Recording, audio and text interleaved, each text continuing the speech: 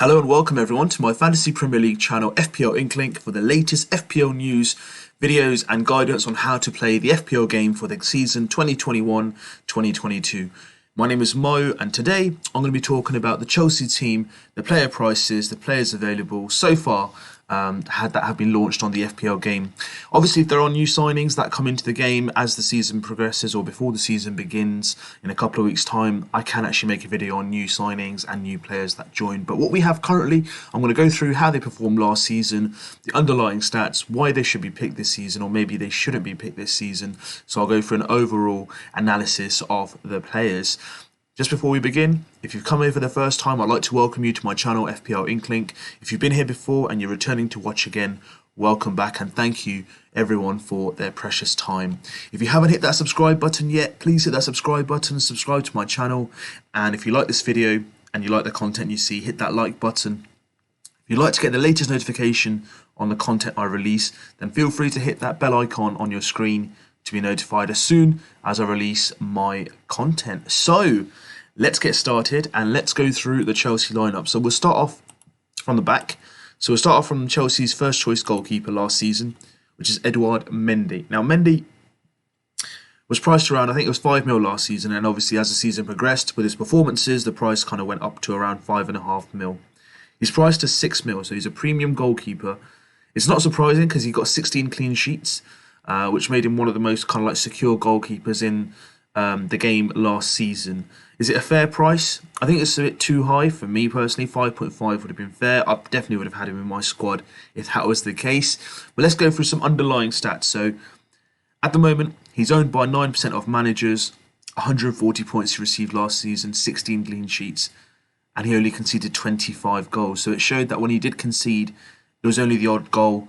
He didn't really go too big in terms of letting in a numerous amount of goals, and he did pick up 8 bonus points as well during that campaign. So it shows that he's quite a key and essential part of the back line of Chelsea.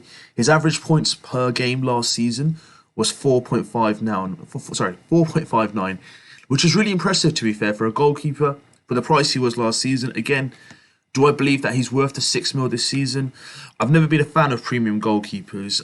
It is very tempting to get a premium goalkeeper in there, but if you look at it from a points perspective, if you've got someone like a Martinez who was worth 4.5, comes out of 180 points. Nick Pope was around 5.5, came out with around 140 points. There are other alternative cheaper options. Yes, they might get the 140, 160 for the 6 mil, but I think you can make up for those points elsewhere on the pitch with additional funds. So Mendy, if you do put him in, I think he'll be probably the most popular goalkeepers in terms of the premium ones to start, because if you look at some of the Chelsea fixtures after the Man City game, I think his ownership will go up after game week 7 because they've got a nice little run that will come along after that. So it's always worth looking out for kind of like sorry about that, the trends, games and fixtures that are coming along as well. So for me, Mendy, one of the best goalkeepers last season, and I think he is worth considering if you are looking for a premium goalkeeper.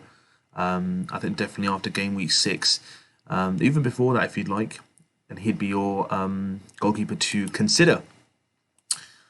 Following on, we're going to look at Ben Chilwell. Now, Ben Chilwell had a great start to the season last season, hit the ground running, was getting assists, was getting goals, and then he got injured for a short while, and then kind of fell out of favour in terms of rotation as well.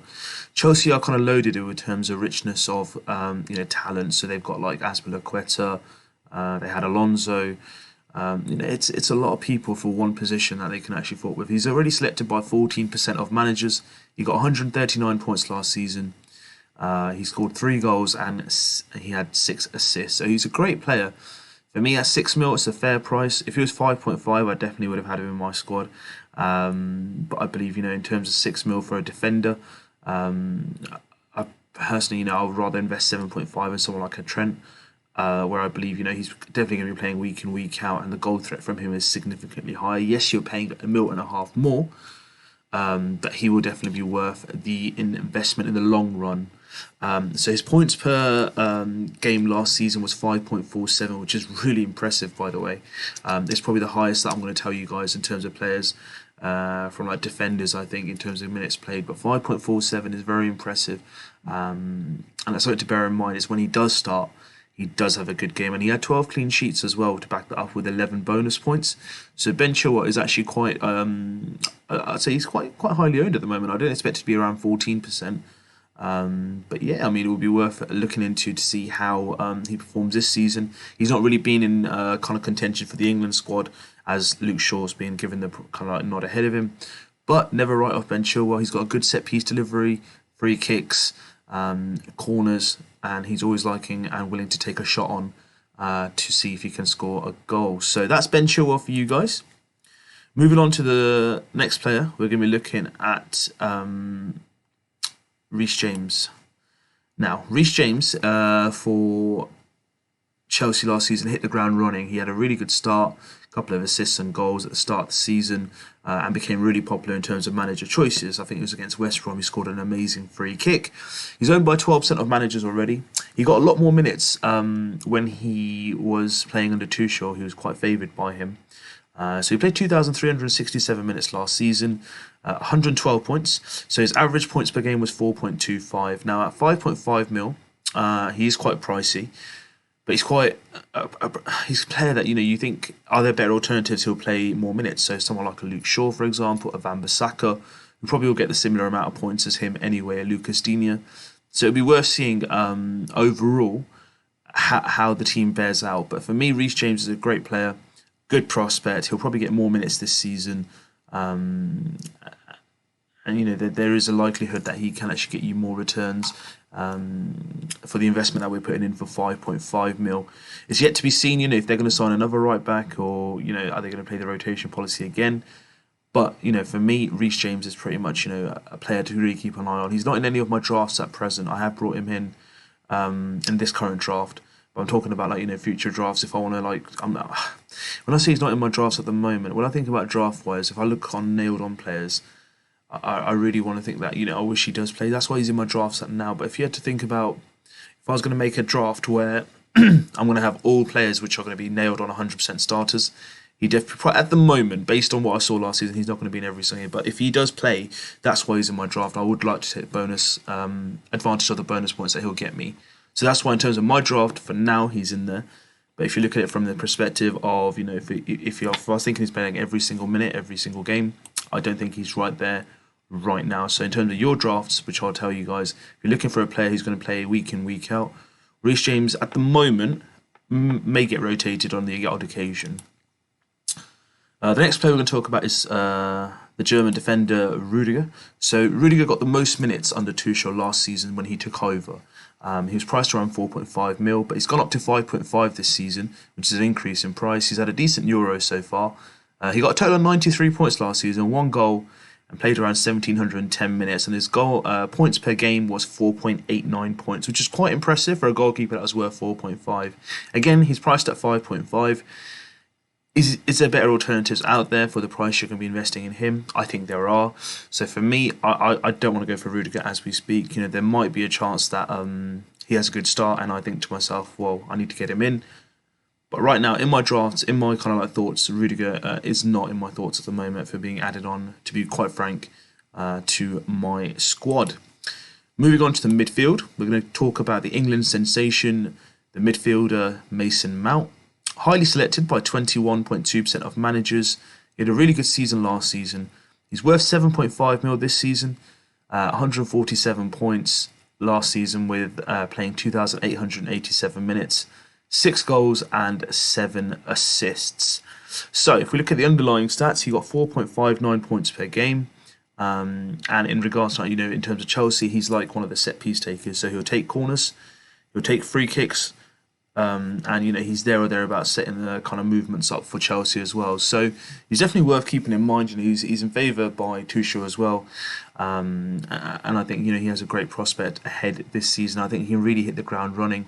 Yes, the last 2 seasons he's got 13 returns in both seasons, but I think this season he's got a really good chance with the players he's got around him, the manager he's got around him. He might get 20 returns with goals and assists combined this season. So keep a lookout for him. I have got him on my watch list, so we'll be there to wait and see.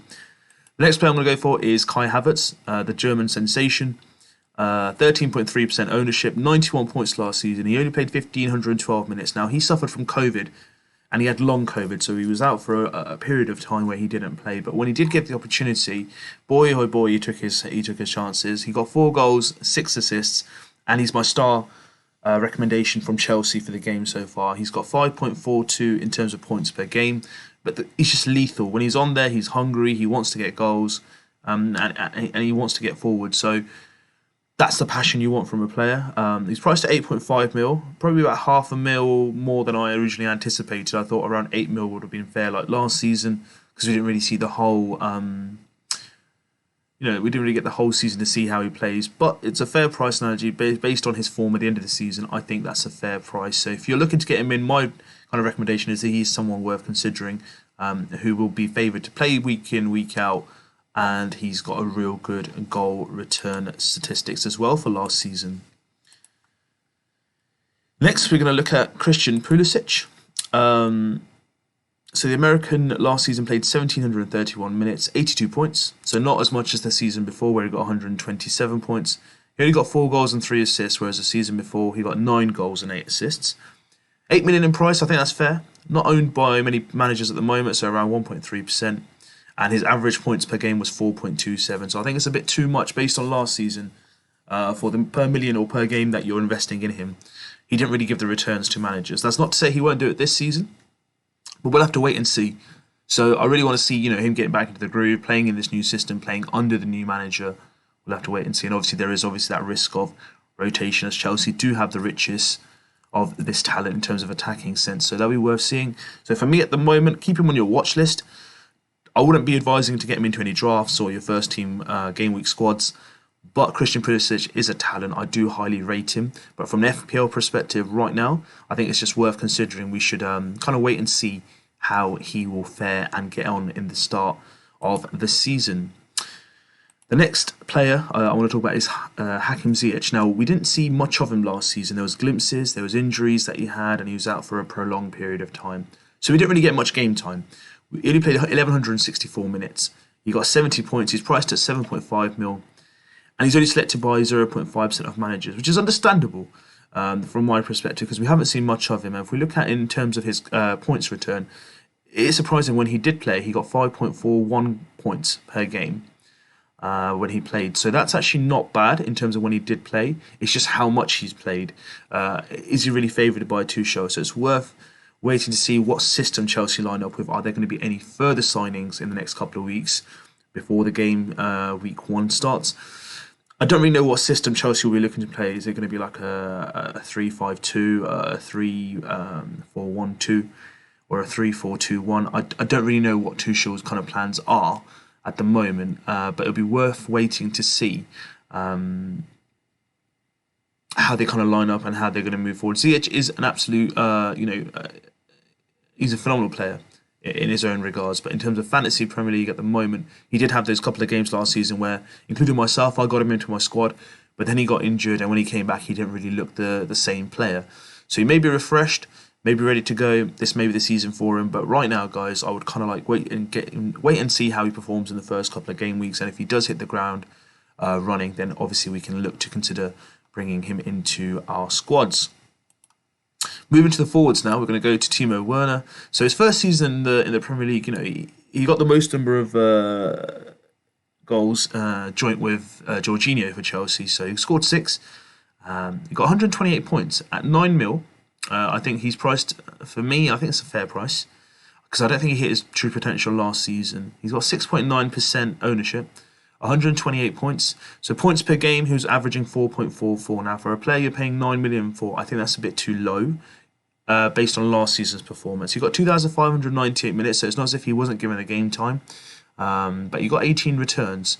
But for me, there's far more to come from him. I think, he did have some chances where he did miss and, he didn't look clinical enough in some parts of the season. But now he's settled into the league 1 year. He's kind of got to understand how the league works, how Chelsea are going. So this may actually be the year itself. So going through the fixtures, the first couple of game weeks do look difficult. But once they get into the flow of the season and those friendly fixtures, favourable fixtures, I say, come into play, he may be a real threat up front. So I would not be surprised if his ownership goes up from around 7% to maybe around 15 to 20%, because he is one of those players that when he hits form, he is lethal and you can get good returns. But do I believe there's better alternative options out front? I do. Maybe cheaper as well. So you've got someone like a Dominic Calvert-Lewin who's $1 million cheaper. Ollie Watkins, Antonio at 7.5. You've got Ivan Toney at 6.5. People around him, you've got Cavani, but he's not going to be a regular, to be fair. So again, it's about picking and choosing who you think will do what for the price you're paying. I personally, at the moment, I would like to see how he fares on and how he goes, and if he gets off to a good start, then definitely looking at his fixtures after game week 8 or 9, I will potentially look to bring him into my squad. And last but not least is one of my favourite players, Tammy Abraham. Now, it's a shame, really. He didn't really get much game time last season because the season before he played absolutely phenomenal and got 153 points, and I generally thought we could get better returns from him last season. He's priced at 6.5 mil, which I think is a really fair price. Less than 1% managers own him at the moment, and his points per game last season, this is the stat which is going to really open your eyes. It was over 6 points per game, so 6.02. So when he did play, he had a really good impact on Chelsea. So 6 goals, 2 assists. It's just the time of getting the game time. They've got Giroud, Batshuayi as well. There's abundance, there's a richness of talent that Chelsea have, and it's a shame because if he was at any other team, I reckon, in the Premier League, he definitely would get more minutes, and he'd be definitely on my radar to bring into my squad. Will he go out for a loan this season? I'm not too sure. Or will he get sold? It'll be worth keeping an eye out. If Tammy Abraham leaves Chelsea and goes to any other Premier League club, and for me, I reckon he will be a first choice starter, I'm looking to consider bringing him in to my FPL team. That's how much I rate him as a player, and that's how much I think he can actually give you as a return as a Chelsea player, or any other player, to be fair, an FPL player in the game itself. But it's still staggering, 6.02 points per game for a forward who's not playing regularly. That shows that he's really impactful, and maybe he might be worth considering having on the bench. It might be a bit too much to invest into a player to have on the bench, 6.5 throughout the season, but with the stats in there, if he gets the minutes, then why not it might be worth considering for the long-term plan. So that's it, guys. That's the Chelsea team review for me so far for the FPL season 2021-2022. Let me know what your thoughts are. Have I gone through the players that you were potentially thinking about? Have I made it easier for you to decide whether you want that player in your squad in your first game week draft or not? Have I kind of simplified it for you to avoid players that I personally believe at the moment are worth kind of observing or kind of avoiding? Let me know what your thoughts are. If you've liked this video, hit that like button. If you haven't subscribed, hit that subscribe button. Be part of FPL Inklink. Hit the notifications bell icon to get the latest notifications to let you know when I will be releasing my latest content. In addition, if you guys want to contact me, drop me some comments below.